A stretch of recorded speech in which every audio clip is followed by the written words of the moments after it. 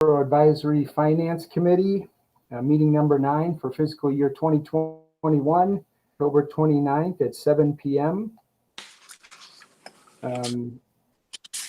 Remotely, we are available on youtube.com at Westborough TV or on Verizon Channel 28 or Charter Channel 192, and I will read. Pursuant to Governor Baker's March 12, 2020 order suspending certain provisions of the open meeting law and the Governor's March 15, 2020 order imposing strict limitation on the number of people that may gather in one place, this meeting of the Westborough Advisory Finance Committee will be conducted via remote participation to the greatest extent possible. Specific information and the general guidelines for remote participation by members of the public and/or parties with a right and/or requirement to attend this meeting can be found on the Town of Westborough's website at www.town.westborough.ma.us. For this meeting, members of the public who wish to watch the meeting may do so in the following manner. As I've said, on youtube.com/Westborough TV, or on Verizon Channel 28 or Charter Channel 192, or a recorded version will be available on the westboroughTV.org website under the Government tab, Meetings on Demand. Our agenda for this evening is first we will review and approve the meeting minutes from meeting number 8 on October 22nd.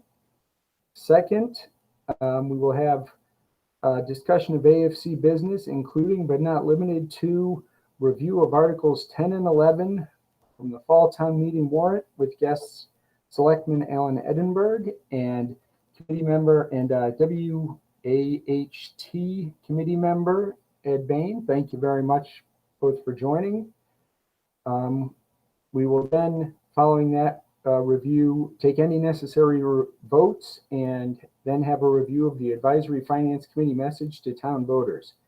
And of course, finally, future draft agendas, liaison reports, public reminders, and then adjournment. Do I have a motion for the meeting minutes of the meeting on October 22nd?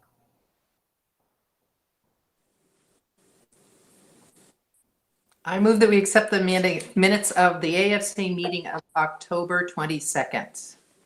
Thank you. Bradley, second. Bradley, second. All right. Any discussion? There is a correction. Oh, as amended, we will accept. It's a typo. It's just the spelling of Halloween. I apologize. But all right, we accept them as amended. Thank you. All right, any other comments or questions? We'll go around the room. That is not on yet. See, Ms. Hensley? Hensley, yes. Ms. Ford? Ford, yes. Mr. Bradley? Bradley, yes. Mr. Hugel? Abstain. I missed them somehow. Okay. Mr. Leslie? Leslie, yes. Mr. Roush? Oh, did we lose Hank? Mr. Beretti? Yes. And Keogh, yes. So I think that is 6-0-1. If I have that right, 7 members voting. And with that, I will hand the meeting over to our distinguished guests. Thank you, gentlemen, for coming. And thank you, Selectman Marshall, for attending. Appreciate it. Well, thank you for having us and inviting us back to address any concerns, answer questions about the proposed Westborough Affordable Housing Trust. I did receive forwarded some questions. I'm happy to start by reading those questions and providing some input. Ed Bain and Hank, both on the committee, can chime in as well with those, or we can take a different format, however you prefer. I think that works. Thank you very much. Okay. So one of the questions we received back was, can the trust receive private donations? Yes. The short answer is yes. the trust has the ability to receive gifts and grants of real or personal property. So that could be, a home. It's not a common thing, but on occasion, trusts have received property either as a bequest in an estate or a decision of an estate to donate the property rather than attempt to rehab and sell it. As with any donation to a municipal entity, the donation may or may not be tax deductible. And the tax deductibility under IRS rules really depends on whether or not the use of the donation is solely for a public purpose and benefit, which is a pretty nebulous term and really is determined at the time that the donation is made and received, and is really open to some broad interpretation of IRS regulations. So typically, people looking to make charitable contributions would not do so to a housing trust, because depending on what the trust decides to do with that money, or even accept the money with any restrictions that would come to ensure that it was tax deductible, would be restrictive, or the individuals wouldn't get that, wouldn't get any sort of tax benefit for making that donation. There was a question about, is there an upper limit, an upper dollar limit to the amount of expenditures that the trust can make without oversight? So, as I pointed out in the memo I had sent to the Finance Committee earlier this week, under Mass General Law, the trusts are designed and intended to operate as independent government entities within the structure of the city or town, in our case, the town. We, as a working group, in looking at the trusts of our neighboring and our data dashboard communities, as well as models considered best practices by the Mass Housing Partnership, even though it's in the minority, only 4 out of those 17 communities we looked at have any form of restriction above and beyond Mass General Law. We decided to include a level of oversight. The oversight is actually not based on expenditure. It's based on the commitment of assets. And that's because the trust can undertake a wide variety of activities and programs, some of which will commit assets of the trust without necessarily being an expenditure of cash. And so we wanted to include the full scope of potential trust activities in the triggers for oversight. And there's 2 levels of oversight triggers that we've put in. One is, the single relatively large project, which would be any single project that involves 50% of trust assets. And the second is once the cumulative commitment of assets in the trust reaches 80%, any further commitment of assets would go to the Board of Selectmen for a vote of concurrence. It's important to note that the oversight focus is on fiscal responsibility and management. So while the oversight is triggered by activities or projects that the trust undertakes, the oversight is not intended to provide a direct approval or denial action of any project. And why is that? So in our town form of government, the town meeting sets the rules for development by being the legislative body that approves the zoning regulations. Typically, in most cases, those are proposed by the town planner or and voted on by the planning board to bring to town meeting.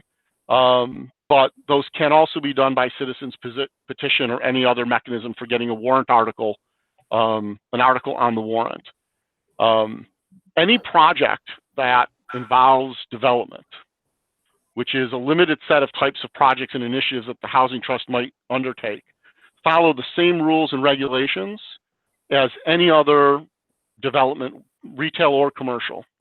So the rules about what type of buildings you can put where, density, size, setbacks, all follow current zoning laws, which will determine whether it's something that ironically has to be approved as ANR, which is approval not required.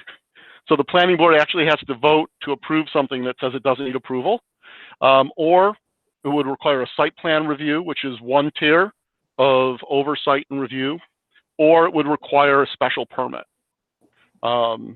When we, and so any project would go through that process. Site plan review and special permits involve public hearings as well, held by the planning board.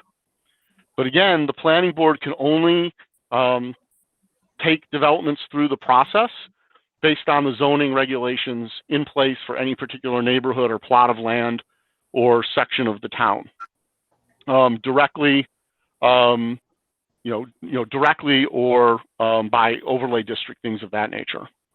So the goal of the oversight is the fiscal management and stability and sustainability of the trust, and to provide the town assurances that the funds that the town has previously allocated to the trust are being managed responsibly, and the trust isn't undertaking undue risk that would hurt its solvency. Note that it has not happened in Massachusetts, but should a trust go insolvent, the liability does not go back to the town. Okay, so there's a stopgap. There's a stopgap there as well. And we can go into that in a little bit more detail if people have follow-up questions on that. There was a question about large private donations. So if large private donations come to the trust, would this result in large-scale projects, adding a substantial number of housing units in Westborough to proceed with no town meeting approval? So the first part is that a large private donation would not necessarily result in large-scale projects of any kind. Right? The projects that the trust will undertake, will meet are really intended to meet the needs of the community, right? And we've clearly stated priorities being protect Westborough from falling under the threshold for 40B. So we don't have uncontrolled developments that are built under comprehensive permit through the zoning board of appeals, as opposed to the standard zoning bylaws and the planning board process. The second priority is something that everyone, I believe, here agrees we need more of, which is affordable housing for seniors, particularly 62 plus. And the 62 plus is designed to correlate to the current DHCD regulations on senior housing that allows you to restrict the ages of the non-primary tenant.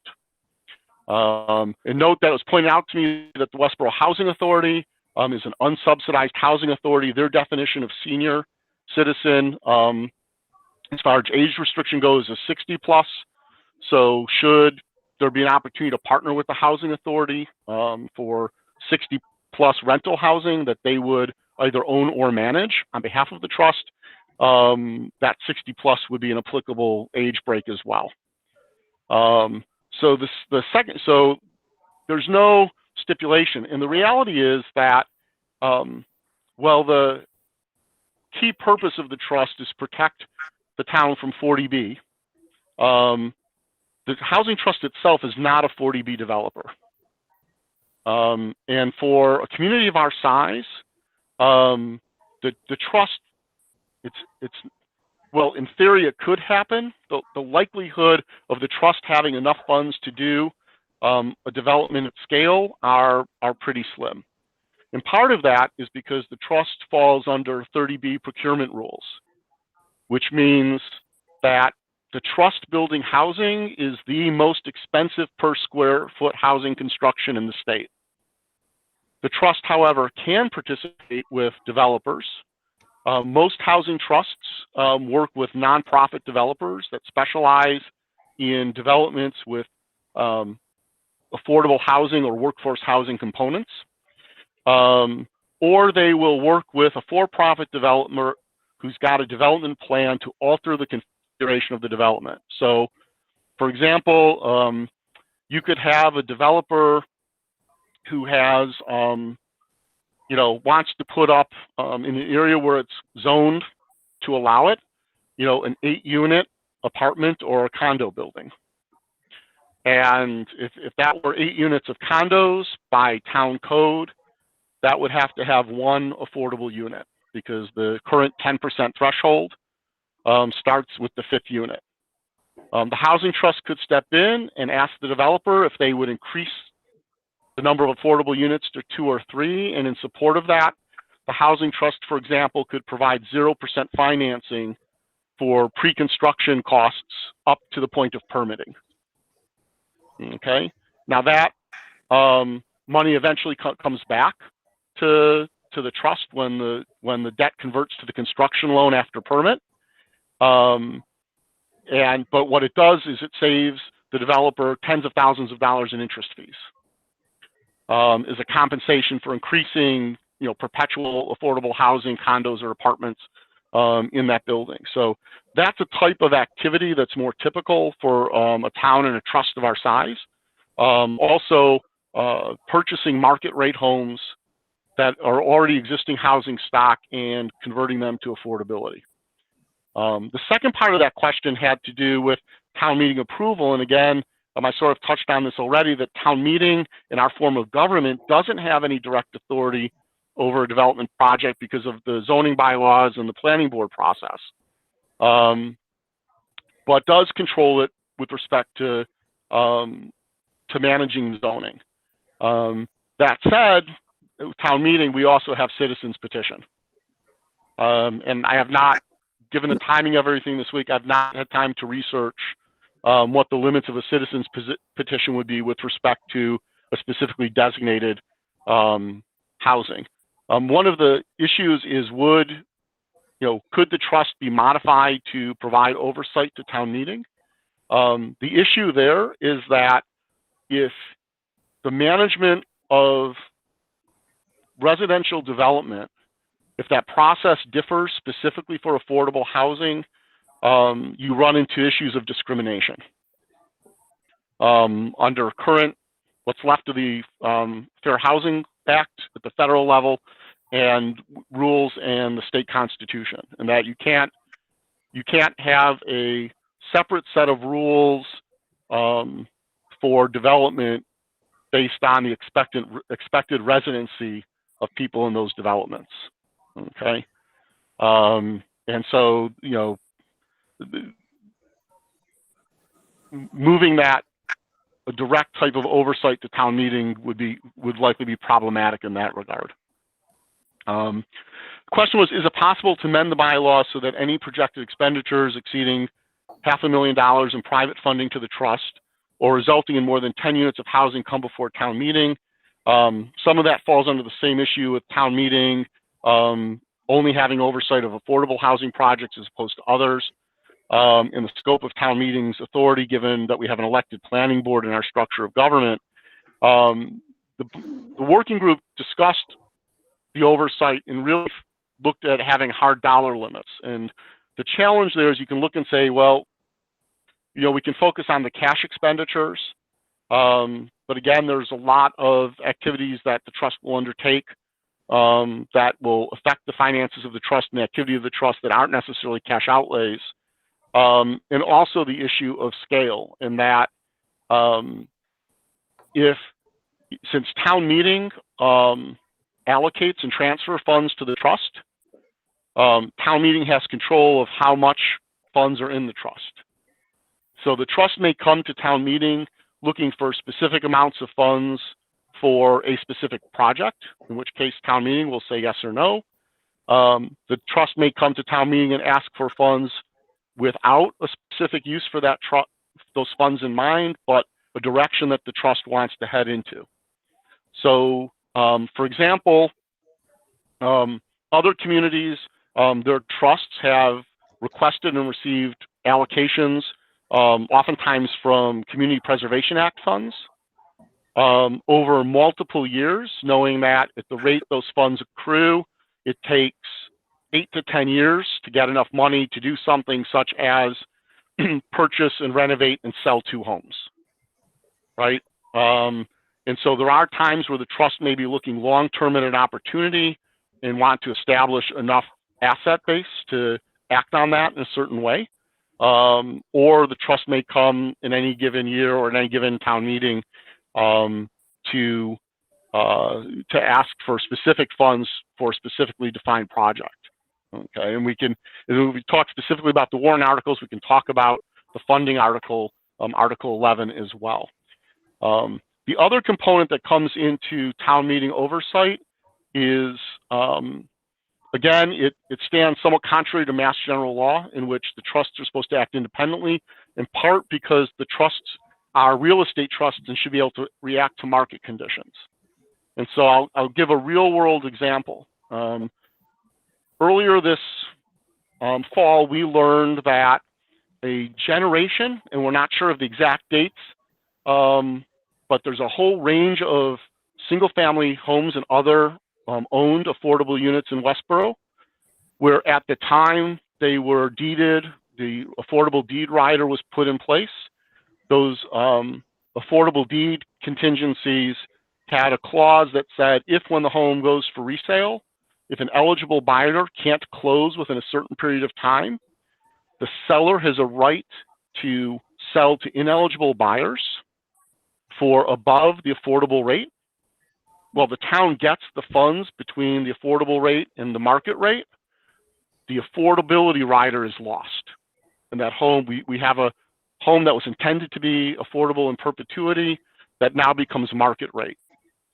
And actually we have situations where, we've got homes at risk right now in Westborough. And again, that sort of creeping loss of affordable units in inventory, particularly SHI inventory, is a concern. Even as we look, knowing that our 2020 census is coming up, and even looking down to where we might be in 2030. And of course, one of the challenges with affordable housing is when you dip, should you dip below that 10% threshold, the time frame to correct the situation isn't weeks or months, it's years, right? It takes time to, plan development, to plan, to develop a housing production plan, to do all the steps necessary to accelerate the development of affordable housing and catch up and get back over that threshold. And so from a management and a control and a health of the town standpoint, it's best that we have the mechanisms in place to protect that threshold and manage it proactively rather than just reactively. There was comment provided back that a concern was about overdevelopment and the impact of larger scale developments on the community. That is certainly a shared concern with the members of the working group. And that's part of the reason we placed the oversight in. It's also part of the reason we established guiding principles and that we have an operating set of priorities for the trust. Currently today, when we look at other affordable developments, and particularly ones that raise concerns, saying, well, if that happened in our community, it wouldn't be healthy for the community. The reality is right now in Westborough, there are few, if any, places where you could do a large-scale affordable housing development. In fact, I don't believe there are any. As you recall, the Del Webb Chauncey Lake project happened because town meeting approved the zoning changes necessary to allow a special permit to be issued for that property and for that style and development. Had town meeting not voted for those zoning changes, which was effectively a vote in support of that project would have come to a halt and not moved forward at that point in time. And so, when we think about town involvement and oversight as we look for development, I want to sort of step back. The issue of housing affordability is probably one of the most regular items of feedback that in my role as selectman, in sitting in on planning board meetings, at town meeting, when spending issues come up, is that we've heard consistently over years, if not, more than a decade. The town, straight away, the town has in the past made mistakes with decisions that we thought would help that had unintended consequences, and And there's been a lot done, particularly in recent years, to correct some of those. And to address the issue, for example, of the burden on residential property owners versus commercial property owners. That said, in 2018, the strategic planning process, whose vision and mission included, inclusion, actually, for lack of a better term, the number 2 priority of the town was housing affordability, establishing a fund to help maintain affordable housing, and putting programs in place, particularly ones that would reuse existing housing stock. So the housing trust isn't the policy maker here. We're following the desires of the community and the strategic plan of the town. The housing trust is the execution mechanism that can help make these things happen. Again, it's really designed to help the community enhance. And when we look at affordable housing, and I've talked a lot about the control aspect of 40B, there's also some other very important aspects that Westborough has been missing. Another issue we often hear is that people would like a more vibrant downtown, a different mix of businesses, maybe not closed, dark and closed up at 6 p.m. at night, things of that nature. Well, it turns out that Westborough actually fits a prototype model community that has where our population in the low and mid 20s is I think between 15 and 18% below the state average. So that population demographic, those are people graduating high school and trade schools, entering the workforce. Those are college graduates entering their first career. If we think about where we are from an economic development standpoint, that's the lab technicians and data analysts who will be working at Estrella in their new $140 million facility. It is manufacturing and warehouse folks that Amazon's going to hire, and some of their, their college graduate engineers that they hire.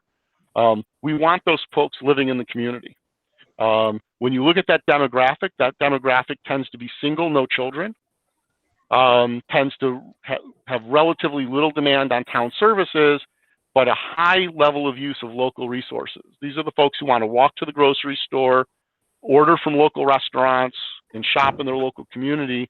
And it's a demographic that doesn't like to commute. And so they want to live close to work. And so when we look at the benefits of having a more affordable housing mix, it's really not just about doing good and doing the right thing with affordable housing. It's about job creation and maintenance. It's actually increase income and sales to local businesses. Trulia, the real estate site, actually did a very in-depth study. They did a 20-year data analysis of the 20 most expensive housing markets. And they found that communities that had, the term is proportionally appropriate affordable housing plans, actually found that not only did affordable housing not hurt neighboring property values, they helped maintain them, and in some cases gave those neighborhoods a 6% or greater growth advantage in property values than other communities that didn't have the affordable housing mix. And because a diverse housing stock means a more diverse population, it actually makes you more resilient to economic changes at a macro and a micro level. Excuse me, so, Alan. Yes. Is there a competing report? Is there a competing report? You just cited a report by Trulia. Was it Trulia? Trulia, yes. Yeah. Is there a report that provides another perspective on that? Not that we're aware of. The Trulia report was a modified redo of another report, I believe, from 2009. Ed, it's in the footnotes of our housing analysis and action plan report that found that to be true. What's interesting about the Trulia report is they said the only situation where affordable housing doesn't help, and they were looking specifically at property values within either a they looked at within a quarter mile, half mile, and 3/4 mile radius around the affordable housing, is where the number of separate affordable housing development units created a concentration that it prevented market rate developers from buying land and building as well. And so with an overconcentration, you do run into problems. Now that said, the model of affordable housing, not just by our intent, but by state guidance from DHCD now, is that you don't concentrate in affordable housing in any one development. You mix it in with the developments as they're built or as they're renovated or as reconstruction happens. Affordable housing should look and feel to the community like all the other housing in its neighborhood and vicinity. As far as architectural style, size, placement, design, et cetera, et cetera. And that is the controlling factor from state and DHCD about their rules about what qualifies. And it's the direction even at the federal level of affordable housing. There are streets in Westborough like we could walk down, and I would challenge you to identify which of the homes were currently deeded with affordable restrictions and which were not. If you weren't involved in the real estate transaction, or you don't, if you don't have insomnia and spend your nights searching the Worcester Register of Deeds online records, you'd have no way of knowing what that happens. And so we see this as an important initiative for the town, both for control of 40B, but also it gives us a greater say, in the type of housing that gets built. And we're in town that housing gets built and how it gets built. I also want to reemphasize that whenever we talk about affordable housing, one of the big challenges is we run into historical perceptions or misperceptions about what affordable housing is and even who utilizes affordable housing. I grew up outside of Chicago, so for me, my vision growing up of affordable housing was Cabrini Green in Chicago, 20-some story buildings, high concentration in an isolated neighborhood that only became safe to live in when the mayor, when Mayor Jane Byrne was so fed up, she moved into one of the units, and there had to be a police presence for her security, right? And then things got cleaned up, and eventually they got torn down, and now it's middle-class townhomes with affordable components, a much different environment there. So when we run into those thought processes, when we're talking about affordable housing, we're definitely talking about SHI and the range of income levels that SHI supports, but we are also talking about workforce housing.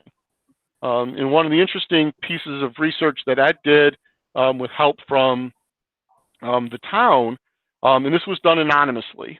We simply had, he got a report of the number of employees of the town by zip code and looked at the average commute and the fact that our teachers and our firefighters, our police officers, the staff in our departments that run the town struggle to afford to live in Westborough, and they're commuting from other communities. And that means in some cases, that might lead to them feeling less invested in the town. It's a job, it's not their community, it's just where they work. I don't believe that's a very prevalent feeling with our current town leadership and staff at all, but that is on a macro scale a concern. But that also means the struggle of affordability in town are our shop owners and the people who work in the salons and the retail shops and the small businesses in town. And you want those to be able, so when we talk about encouraging and facilitating workforce housing, we're talking about, again, broadening the diversity and shoring up the economic base of the community, which reflects on the tax rate, which doesn't necessarily have to be the burden or the unacceptable burden on town services. So I've talked too much. Alan, that was excellent. Thank you very much. Does anybody have any questions that they would like to ask? I have a question. Yeah, so Alan, thank you for coming, first of all, and everybody else. You mentioned 30B procurement making things very difficult for a trust to build new construction. Is that like prevailing wage and the way things are bid, or what is 30B? So 30B is the state's uniform procurement regulations, and it's everything from how things are bid to prevailing wage to in some cases even restriction on the qualifications of vendors that you can use. Okay. And a second unrelated question is, I just wanted to verify that the trust meetings are public meetings and follow those rules. Yep. So trust meetings are public meetings. They're subject to open meeting law. Trustees are actually much like members of the Board of Selectmen or the Planning Board or AFC members are considered special employees of the town and subject to all of those regulations. Conflict of interest rules apply. They are a board of the town and follow all of those state regulations.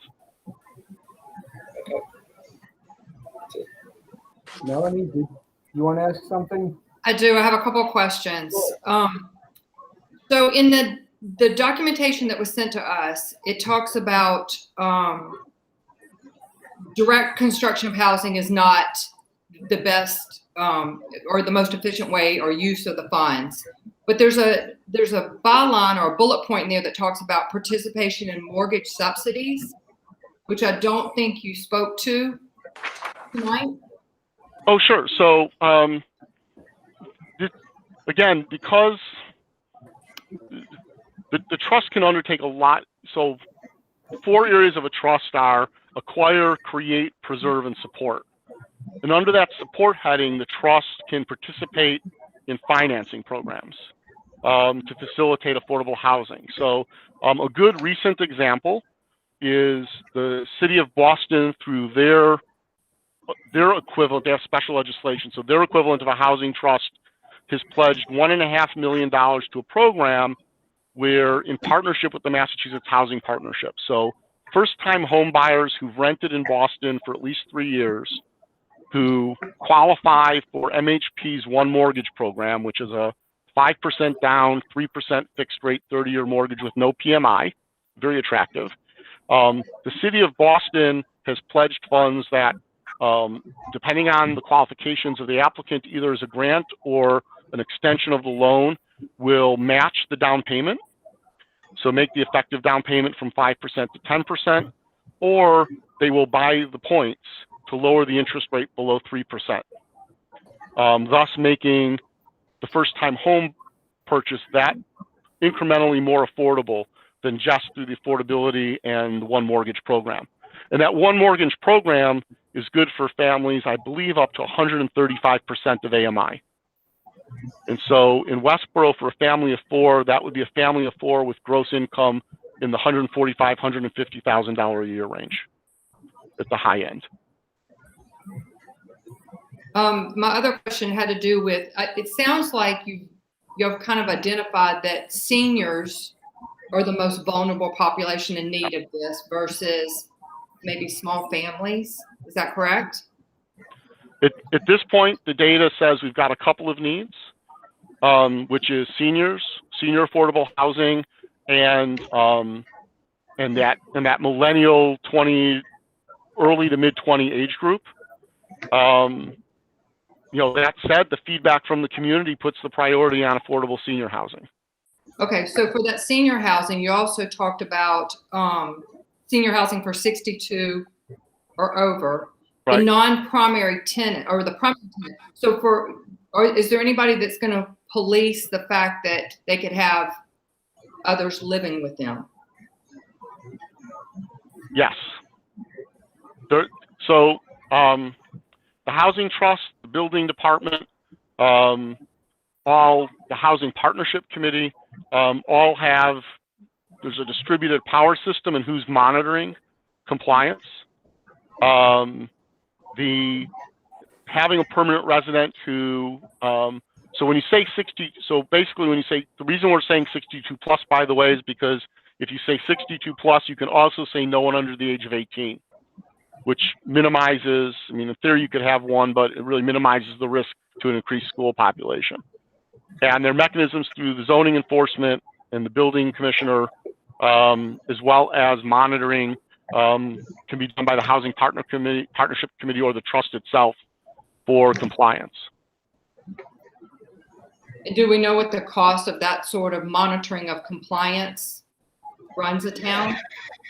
We don't have hard numbers. Usually it's compliance tends to be reactive, in that there's a report or there's an observation of a possible illegal tenant. It would trigger a standard inspection or review, as with any type of building or code violation. And at that point, it would go through the normal town enforcement mechanisms. So I don't have any specific quantities. The other way that we limit and reduce the risk is in the type of housing we build, right? So we say senior 62 plus, we're going to be looking at, studios and 1 bedrooms, not 3 and 4 bedroom, facilities or units.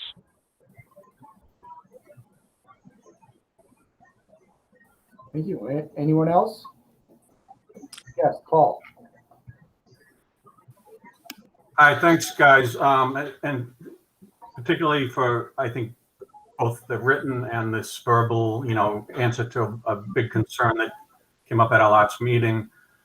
But I have another question, because, and this could be for anybody on the team, because as you mentioned that as a working group, you also thought about this. And when you think about it, it's not that you think, well, we're going to do something that's not helpful for the town, but maybe the future generations of the committee might. And is there anything else that you thought about like that hasn't surfaced, that's maybe not contained in the written document, but that, that just being transparent as you could, I'd love to know about it. Anything you worried about that, Yeah. Hi, Paul, this is Ed.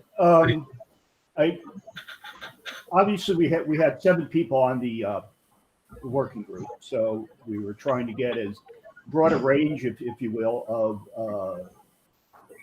thoughts, concerns, issues, etc. And you're right, you can never know who might come on a trustee board. However, it is the selectmen who appoint, and these are 2-year terms, and they overlap, similar to AFC. AFC is obviously 3 years with rotations and overlaps. So I think you do have a control over the sort of individual, their viewpoints, their visions of what the trust should do, what the needs of the community are. You obviously would like to, at best, get a mix of skill sets, somebody maybe banking background, legal, just community development, anybody that's been in that kind of mode. So I think there's, ways to control, who's on the board. We did talk about, should there be an automatic, if you will, resignation if somebody didn't attend? I think we threw out the number 5 meetings in a row. We decided no, because really at that point we just said, you could have some situation where you're having a lot of meetings in a short period of time because you have a project that needs the attention of the trust, and within a month, and let's say somebody is ill or they're away, you wouldn't want to necessarily do that. If you do, though, determine that somebody is not really, their heart isn't in the program, or it isn't, involved, then the best way is the chair can go to them and say, hey, listen, it's obvious this isn't really, something you are that interested in doing, so perhaps you should,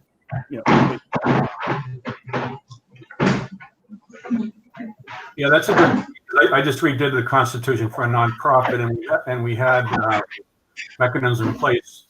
So you don't. So it's only informal as far as if you want to get someone off the committee for reasons like that, disinterest or something. It's only informal, I guess, unless the 2 years runs out. Right. Okay. Obviously, if anybody does anything that would violate, it's my, there's a lot of noise. Obviously, if somebody did something that went against, Someone's already constructing. right, we're already building. Obviously, if anything was untoward, vis-a-vis, state law, things like that, then they'd be subject to dismissal. The selectmen would probably take that act, if not the trustees strongly urging somebody to leave. And clearly, it takes more than one. It takes three. If you only have 5 trustees, it takes 3. If you have 7, it takes 5 to constitute a majority. It's very unlikely that you're going to get three trustees who will be jointly miscreants that the selectmen don't notice and do something about. Thank you. Yeah, so Beth did put something in the chat that with 7, it's 4. So with the by state law, the short terms, there's a level of oversight built into the process there. And what's interesting, part of my thought process, even in having oversight, and one of the questions town council asked me is like, why would you even propose that, right? Most trusts don't have it. It can really hold, it could unexplain, at a bad time, it could tie your hands a little bit. And part of it was also just, I looked at the fact that the town of Westborough has a housing authority, and the gubernatorial appointment sat vacant for over 4 years because there wasn't active oversight that said, hey, wait a minute, the Board of Selectmen can fill that if the governor's office isn't going to do so. And that board needs to have its meetings and have a quorum where, because it's an operational board, more so than a policy board. And so, having the mechanisms where we trigger oversight, having, the shorter terms, and by adding the restrictions above Mass General Law, we are creating a bylaw for the town. And town meeting has the authority and the ability to modify bylaws. And so over time, if there are decisions about how the trust is operating and that oversight with respect to the bylaw isn't to specific projects, but you can restrict or expand the powers of the trust at a policy level. Town meeting has that option.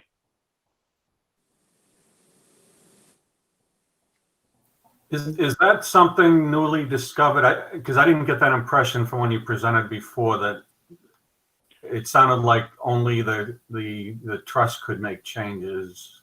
So when we first presented to AFC at that point, we were operating that the oversight we were planning wouldn't require a bylaw. The feedback in the review of town council is that the bylaw is the best way to go, which creates that additional, in addition to the power of the purse. If town meeting doesn't like what the trust is doing, town meeting just doesn't give it any more money. That's one way. The second way now is that town meeting could propose changes to the bylaw. The trustees can still modify the trust, the declaration of trust, but can only make it more restrictive than with respect to powers than is allowed by bylaw. They cannot exceed the authority under the bylaw. That's great. Thank you. That's perfect. Any other questions? Jody, did you have a follow-up or? I guess I have comments, and I just wanted to say thank you, Alan, for all of this work. And I don't know who's with you. Hey, it sounds like Hank and Ed Bain are on the Yes. committee, the council. Is anybody else working with you? Was anybody else working with you on the bylaw? So yeah, so the entire committee was involved in the bylaw. Oh, and it's something that we discussed. We posted multiple drafts on our website. Okay. We actually received a few public comments Okay. as we were working on the bylaw and the declaration of trust. Sure. So I guess I just wanted to explain my sort of late rising reluctance, because I understand sort of the moral imperative for us to provide housing for fairer housing in any community. And I think that is apparent in the purposes that you discuss, the priorities you set, the principles you set, but not in any limits on the authority of the trust. So the types of actions that, I know our priorities now. First of all, we essentially lost the 60 units of affordable housing at the state hospital project. And I know why. I know circumstances changed and could have jeopardized the project because 55 became 62, and that's how the trust is being built. That funds, in lieu of those 60 units of affordable housing that the developers owed the town, this trust is being set up. So I feel like there's an important. That's an important consideration as we move forward with affordable housing units. And also sounds like the things you're doing are embedded housing here and there that's not recognizable from neighbors. I think that interspersed affordable housing that doesn't stand out with any extra attention or potential stigma is really important. I think should be integrated into the community.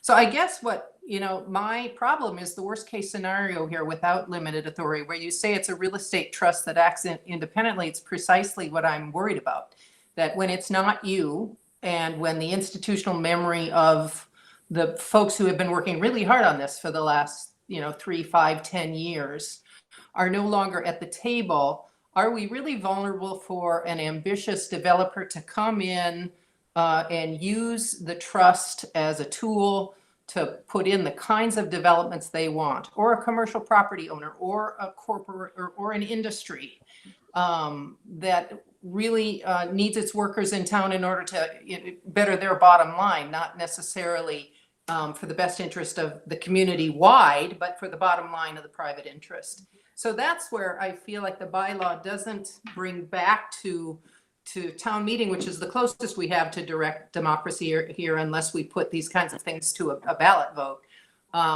If we're facing, I shared the Newton case study earlier tonight because I had a lot of folks I knew who were working on that very tumultuous. There were a couple of huge projects going in Newton. And I really feel like the growth pressure on Newton now is what will be the growth pressure on Westborough and this Outer Beltway, coming into the next years. So I guess that's why, as long as the trust is staying very close to its, here and now purposes, priorities, and principles, we're all set. But with no limits in that bylaw, letting more of the voters, more of the residents in town have a pass at large scale projects that put in a lot of units and really change the balance of the community, that's what I worry about. Right. So I guess my response to that is the risk to Westborough of a developer coming in with a trust in place to do a large scale development, such as the Northland case study you showed, is no different than a developer coming in and doing it and not soliciting input from the trust. The trust doesn't set the policy about what gets built where and when. The mechanisms already exist in our town government to do that. Town meeting controls the zoning. The planning board controls the approval and review process. The zoning board of appeals deals with a certain set of exceptions that may or may not be allowed. The trust lives within those rules like anyone else. Additionally, the larger, given the size of our community and the anticipated size of the trust, I mean, even if you say the trust is big, $5 million, which would be it'd be wonderful, right, to have that much flexibility to do things. The reality is a large scale project like that, $5 million is relatively immaterial. And the trust's contribution can only focus on whether or not the trust wants to support the affordable housing component of that development. Everything else is still between the developer and the community and the existing processes. So we're not, there's nothing in the Declaration of Trust, there's nothing in the template under Mass General Law that says trusts can't work on big developments or things of that nature, because the trusts don't control, they're not a policy entity. They simply pursue projects that they feel benefit the community within the land use policies that the community has. And so putting, saying the trust, can't be involved with the large scale development, what does that mean? How does that even work if the trust isn't the one building the development, right? And in fact, the trust can leverage, because the trust can step in and say, oh, you want this larger development, we'd like to see 30% affordable, or we want to see 30% affordable and 20% workforce or something. And we wouldn't get involved unless we saw that, because that's the emphasis of our community. And so the trust has a role in, supporting the creation and the maintenance of affordable housing, but it's the existing development process and rules and the zoning that really dictate what happens where. And the town has, and citizens have multiple points in time where they have a say and a voice in that process. Okay, thanks. Thank you. That helped. Can I ask one more thing? Sorry. Yeah, no, I'm just curious, because you've kind of said that the affordable housing for seniors. Have we looked at, because there's so much commercial property unused in this town, have y'all started considering like retrofitting? And there's a piece that predates me, and that's the senior center. I think they were going to either build a new senior center or modify an existing building for a senior center. Have we thought about combining the two? I mean, the trust doesn't exist. The trustees have not been appointed. Oh, So okay. as the working group, If there was discussion. the working group is individual. The working group is individual citizens, and as a working group has had those conversations, but they're totally null conversations, because the working group has no power to do anything. Right. Right. I mean, if the town will please create a trust, we can do some really wonderful things for the town. But you have to create the trust before we can do anything wonderful. And I will say, as part of what's fascinating, is part of the feedback on our outreach site. And I want to thank those of you who have visited the site. We're approaching 800 visitors and dozens of participants. We've gotten some very creative suggestions. And we've received emails about specific properties that people think would be good for senior housing or other type. We have one resident who actually sent us a sample ordinance from a community in California that took their standard 1.5 acre lot and allows tiny homes around a common courtyard as a way of young professional affordable housing. I thought, okay, I don't know if that's what we want. That's not my decision. That would go to the planning board and the master plan advisory committee and town meeting, but it's certainly a creative idea. So once the trust is created, the trustees can look at alternatives and options and pursue projects. And continued feedback and interaction and working with other town boards, that if it's something that does require a change in zoning, or that would go to town meeting. If it requires special permit, it goes through the whole public hearing process with the planning board. If I can chime in, this is Ed. Melanie, that's an excellent question and point. There was an article actually in the Times this Sunday Times, that talked about how some commercial, like malls, and this was on a bigger scale than we would probably find in Westborough, has been turned into senior housing. Now, not necessarily affordable, but it was showing how the repurposing of excess building capacity with appropriate renovations and things like that could be done. So I think being open to those kind of ideas where you have empty space, one thing that I wish we had, if we had a trust, and this is sort of separate from your particular question, but if we remember Tufts Machinery, which was a real eyesore for years and years and years and years, well, what went up finally? It was the Cumberland Farms. Well, in a property like that, we might have been able to approach the Tufts family and said, geez, maybe there's something we could do here by building a couple of houses or a small, 4 to 6 unit, little apartment complex that was all affordable. So we need to be very creative. And I think people in Westborough are very creative and very open. We have some wonderful citizens here. So, the trust, that's the flexibility, having the trust gives it the flexibility. There's a lot of flexibility, as Alan has pointed out, into the types of projects that might make sense. And to be able to, the key here is to be able to respond quickly and in some cases when opportunities present themselves.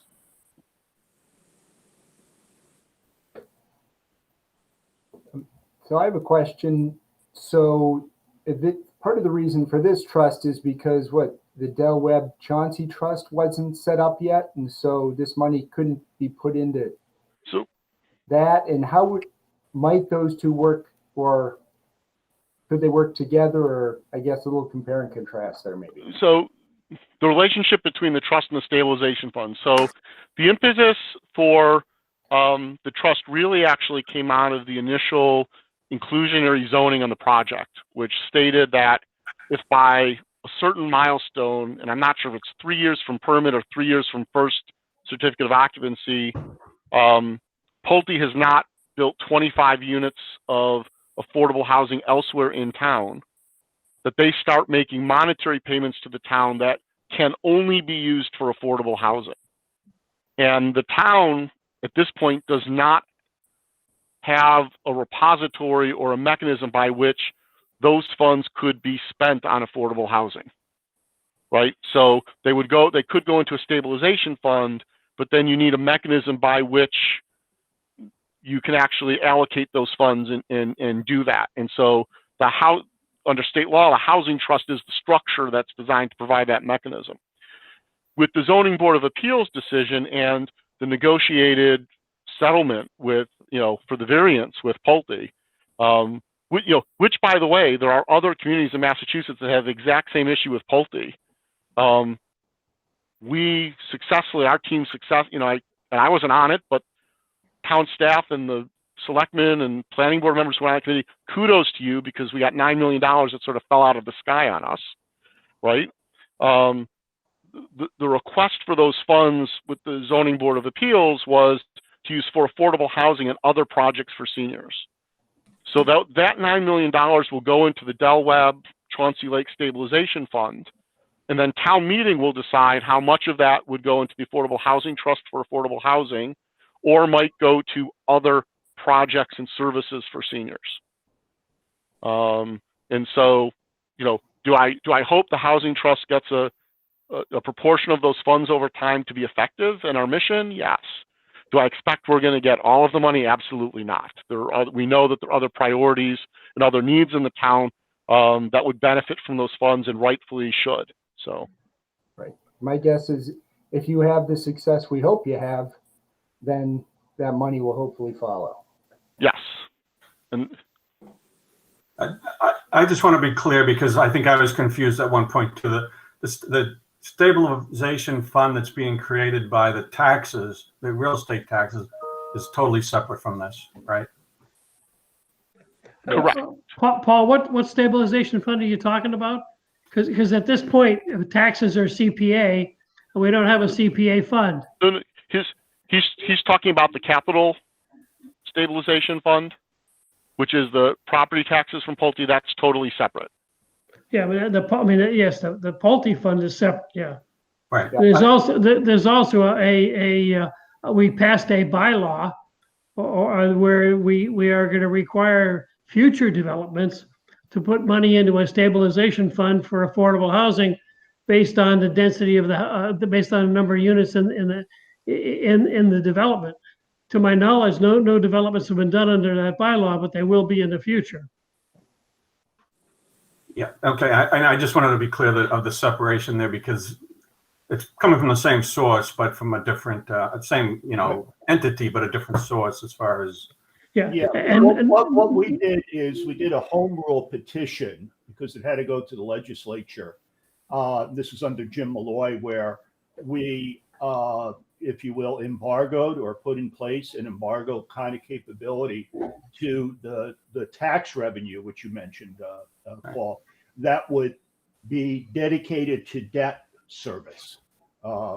So the revenue from the Pulte taxes, just the normal taxes like any residential property would pay, is going only to manage or reduce service debt. So that was that stabilization fund. Right. But to be totally clear, Yeah. at this point in time, the town tax revenue or revenue from mitigation payments can only be transferred to the fund after action by the town meeting on a specific amount in a specific time frame. So every transfer of funds into the housing trust will have to go through town meeting. If we eventually pass a CPA, we eventually put CPA in place, that money will also have to go through town meeting before it gets to the housing trust. Got it. Thank you, Hank. I know this has been excellent discussion. Are there any additional questions? All right. Thank you very much for joining. Thank you. That was very helpful. Thank you for having us and appreciate the in-depth consideration of this initiative. Thank you, Alan. Thank you. Thank you all.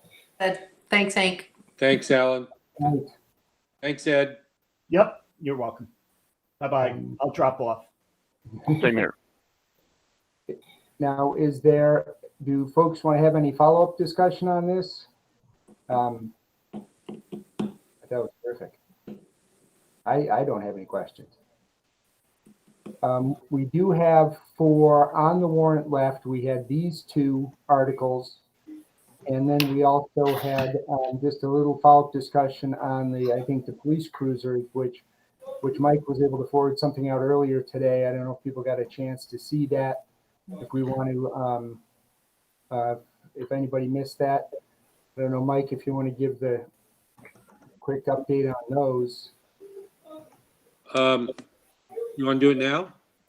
Sure, and then. So I spoke with the deputy chief just to follow up on some of the questions we have. And it breaks down like this. One of the cruisers will be used for an immediate replacement of a vehicle that's been deadlined. Another of the cruisers will be used for the detective bureau. And the third cruiser will be used for the anticipated approval of the one officer that's coming before this fall town meeting. And so if that officer is not approved, then one vehicle will drop off. And did you mention something about an electric grant or? Oh, yes, thank you. The vehicle that we approved back in June is going to be purchased as an electric vehicle. And one of these three vehicles that is being acquired this time around will also be an electric vehicle. And the police department got a $10,000 grant to offset cost from, I'm sorry, I forgot the name of the organization that provided that grant. So, so Mike, will they reduce their dollar request? I think the dollar request incorporates the grant money. Okay, thank you. And those vehicles are being purchased under a group buying contract as well. So they're saving money there. Is there, when you say like a green car, say it again. I'm sorry. What kind of vehicle? Electric vehicle. So is there a charging station? I think these are hybrids. Yes, they're probably hybrids. Okay. I don't want them Thank you, puttering Walter. out in the middle of a run. I don't need them puttering out. No. They had mentioned, well, the other things I saw all said hybrid vehicles. Are electric half the time anyway, so. Do you want to vote on the articles, the 3 articles Yeah, now? that's what I'm wondering. On these 3 articles, do people feel like they have enough information now to vote?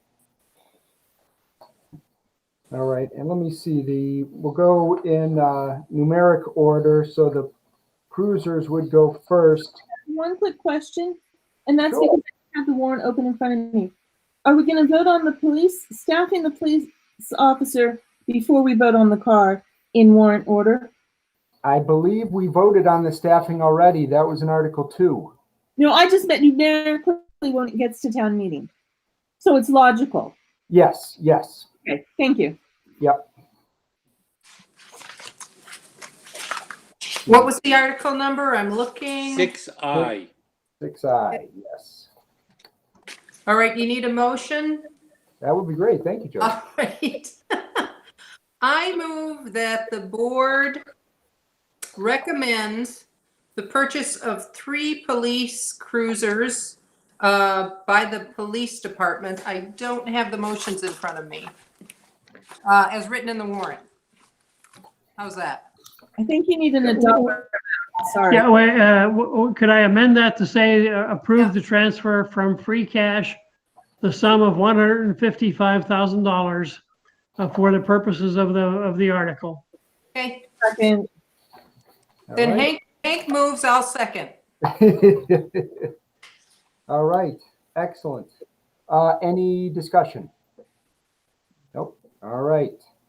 Ms. Blumberg, Oh, Blumberg, yes.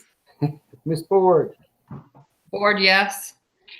Mr. Bradley, Bradley, yes. Ms. Hensley, Hensley, yes. Mr. Hugo, Yes. Mr. Leslie, Leslie, yes. Mr. Roush, Roush, yes. Mr. Beretti. Yes. Oh, yes, 9-0-0, 9 voting. All right, then we jump to number 10. And it's probably easier to read the motions. 10 is like 3 pages, but the motions, I think, 1 sentence. All right. Do you have, anybody else have the motions in front of them? Let me see. I do. For Article number 10, I'd like to recommend that the town vote to approve the article as printed in the warrant. Second. All right. Any further discussion on Article 10? This is the bylaw we're voting on, right? Yeah, this is, yes, the creation of the Affordable Housing Trust. Yes. Okay. Okay. Seeing none. Ms. Blumberg, Blumberg, yes. Ms. Ford, Board, yes. Mr. Bradley, Bradley, yes. Ms. Hensley. Hensley abstain. Okay. Mr. Hugo, Yes. Mr. Leslie, Leslie, yes. Mr. Roush, Roush, yes. Mr. Beretti. Yes. Keo, yes. 8-0-1, 9 members voting. Okay, so 11 is the funding of the trust. And Andrew, if you have the motions Sure. in front of you. I'd like to move that we recommend the town approve the transfer from free cash the sum of $642,857.15 to the Westborough Affordable Housing Trust for the purposes the article is printed in the warrant. Second. Second, thank you, Beth. Any discussion on the funding? Aren't we obligated to do this essentially? No, we're not obligated to do it. We have the authority to say that it's not a good idea. Okay. We could also change the amount if we felt we had to as a recommendation. Okay. If I take it there are no amendments, we'll vote on it as, okay. Ms. Blumberg, Blumberg, yes. Ms. Ford, Board, yes. Mr. Bradley, Bradley, yes. Ms. Hensley, Hensley, yes. Mr. Hugel, Yes. Mr. Leslie, Leslie, yes. Mr. Roush, Roush, yes. Mr. Beretti, Yes. Keo, yes, 9 voting. All right. So that is, if I have it correct, we have voted on every measure on the warrant. Correct? Okay. I had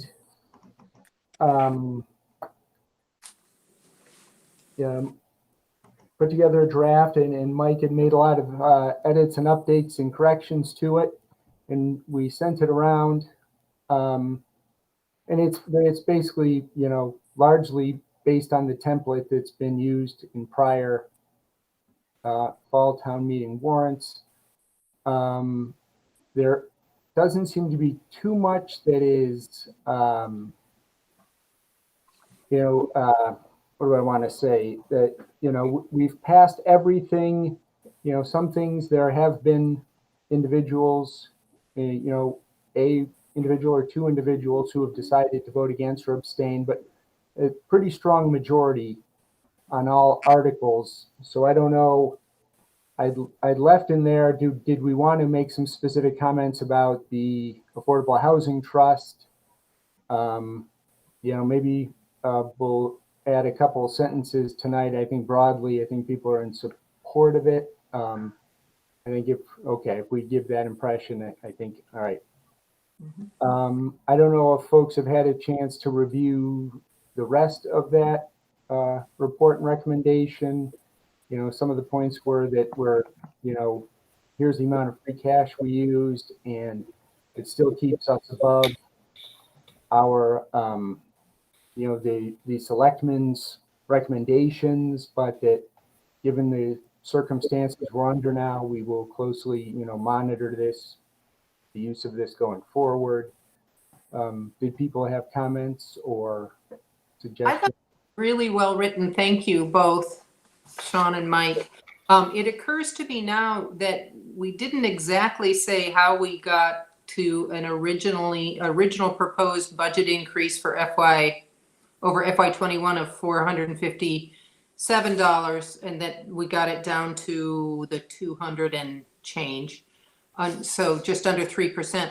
We didn't give kudos to the town departments who really scrubbed their budgets to find a way to scale back given the context of the times. So I feel like we should recognize the departments for really digging deep and making that happen.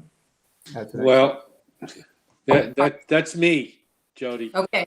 Okay. Sean actually had some of that in there. Yeah. In an attempt to simplify the message. I kind of talked about actions taken by the town. But if you guys are more comfortable, I can drop that back in without any difficulty. I think we can, we can just, I like the way you did simplify. I had, I think, too many numbers in my original version when I said, so I talked about it, that increase, and then we did all this to maintain that increase, and then we got it down to this, and now it's only going up a little bit to that, and so there was a lot of numbers in there. I think, maybe just we'll throw a sentence in there just specifically saying, due to the great work of the town last spring and, the cuts and changes they made, and then we were fortunate that revenues came in above, our very conservative forecasts, and so now we're, So I mean, that paragraph. Excuse me. Go ahead, Walter. Yeah, well, it says the paragraph you're talking about says that town leadership took budget actions, and I'm wondering if it shouldn't be town leadership and departments or something like that. So it's not just, if you wanted to spread the kudos around. But it still keeps it short and simple, which I like too. I agree. I'm looking for the language right now. I agree with that. It's the sentence after the 457 or so. Okay. No, thank you. There you go. I think that's a good solution. Okay. Excellent. So thank you. Any other comments or suggestions? And you can feel free to shoot anything over. If you like, I'm going to get, Sela is helping and she's hoping to get something to the printers on Monday. Didn't realize it needed to be quite that early, but so I'll send her our additional votes tonight, and then I'll make just a couple quick edits, and first thing in the morning, get out an updated version in case anybody has any last comments or sees any glaring errors I've then added into the recommendation. Yeah, Sean, I'm just wondering whether, since you have some numbers exactly of what's going to be at this meeting, if we just don't recheck with Christie or someone there that they haven't changed something by $300 or $1,000 or something, and then our number, it's 280.79 instead of 73 or something. Oh, right. And there is a process where somebody goes down and actually checks a physical copy, right? Yep. Did I have that right? I'll check with Sean, the printer will contact you and provide you with a proof copy. Okay. Which based on my individual experience, I would suggest you want to read, because it's really embarrassing if it's not correct. Believe me. One time, like 5 of us checked in, and overall it was pretty good, but we didn't notice like one graph or table. Right. But the printer does provide a proof copy, and you can before they do the print run. Gotcha.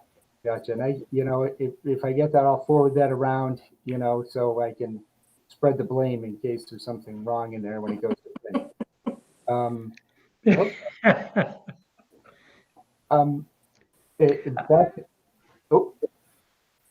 Sean, on the housing trust issue, I would leave it to the Affordable Housing Working Group to justify their recommendation of the trust.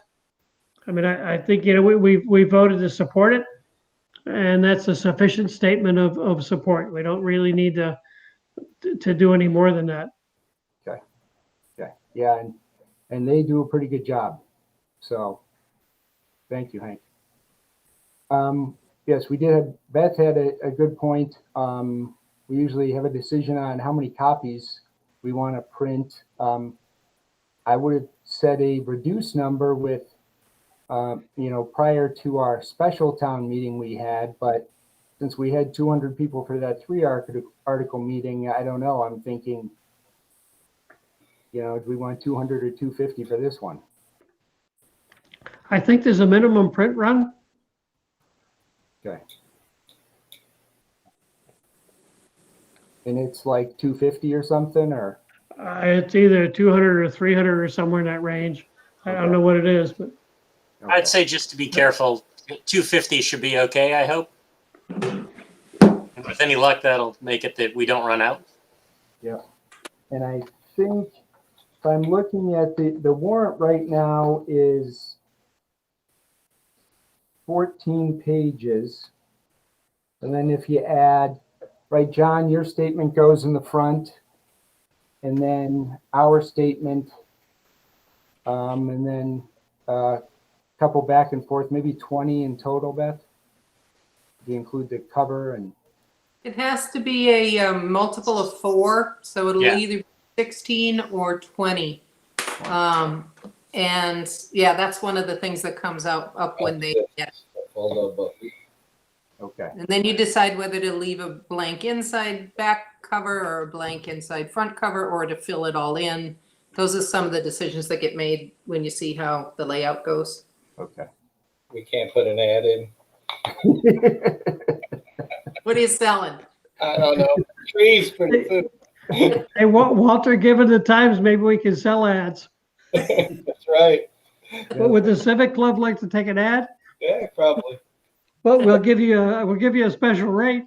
I don't know. If we can find somebody to do the minutes, we might need a little extra cash to cover it. All right. You know what? Why don't we advertise for that? There you go. That could be the page. Not a bad idea.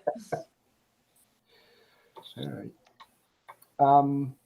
Excellent. So is there any other discussion points or on the warrant itself? So let me make sure I got that. I'm gonna send out a draft to everybody in the morning of just our updates here. Then I'll send all the votes and it along to Sela. I'll touch base with her in case she wants it sooner rather than later tomorrow. And then when I get a physical copy, which will probably be Monday or Tuesday, shoot that around to the group.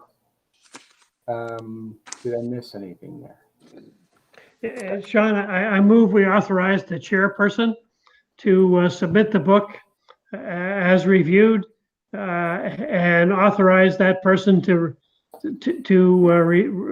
review and edit as needed to accommodate style and editorial adjustments and proceed with the printing. I'll second that.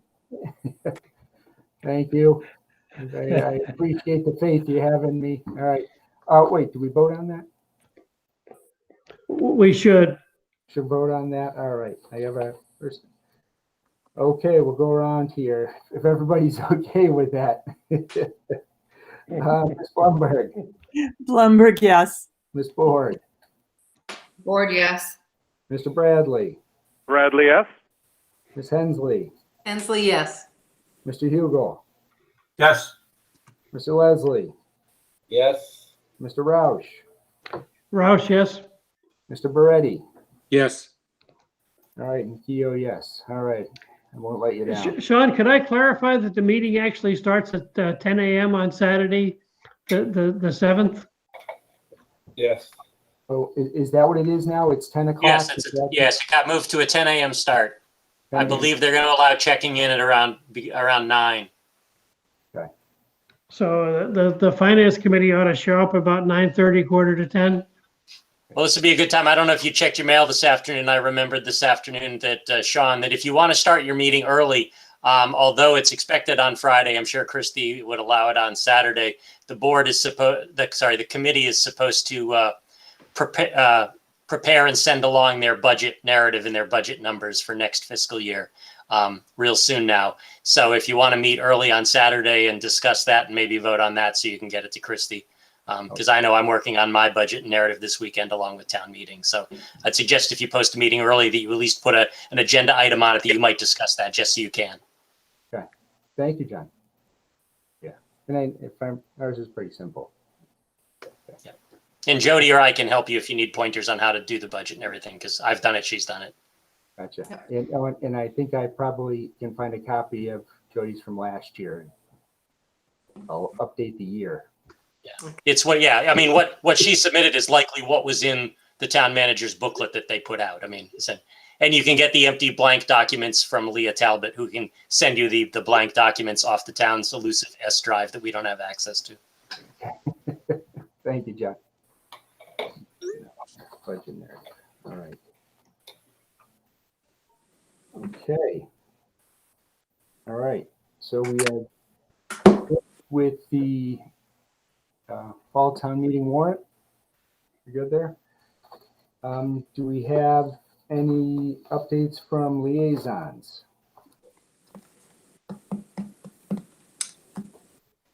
Anybody?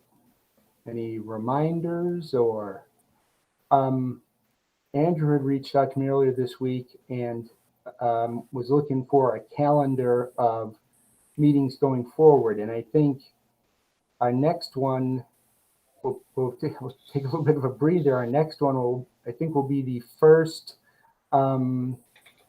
Monday in December, which I believe is the 7th, if that works for folks. I don't think there's anything to handle between now and then. And then January, the fun really starts again. So, So I can share something with the community. I finally got a tour of the boroughs downtown, the Sugar Shack, and the program they're running for 18 to 22-year-old students who are still in program in the Westborough School District. And it's a wonderful shop, and they're full of Halloween candy now. So if people are looking for Halloween goodies to celebrate the day, consider the Sugar Shack, consider the Burroughs program. It'd be a wonderful place to do your sweet shopping. yeah, thank you very much. Any other reminders? I guess Tuesday, if you have not voted yet, I imagine most of us probably have, but if you have not, Tuesday. And then again on the 7th. Right, and then again next Saturday. All right, anything else or? So we don't have to meet next week now until town meeting. Is that correct? Correct. If the chair would entertain a motion to adjourn, I would propose that we adjourn. That's good. Second? All right, thank you very much. Any discussion on that? Okay. Ms. Blumberg, Blumberg, yes. Ms. Bohard, Board, yes. Mr. Bradley, Bradley, yes? Ms. Hensley, Hensley, yes. Mr. Hugel, Yes. Mr. Leslie, Leslie, yes. Mr. Roush, Roush, yes. Mr. Beretti, Yes. Keo, yes. I look forward to seeing all of you a week from Saturday, but I will email you multiple times before then. Thank you. See you then. Thanks, you. John. Thanks, Mike. Thank you all for your work. Thanks. Thanks, John. Night, everybody. Night. Good night.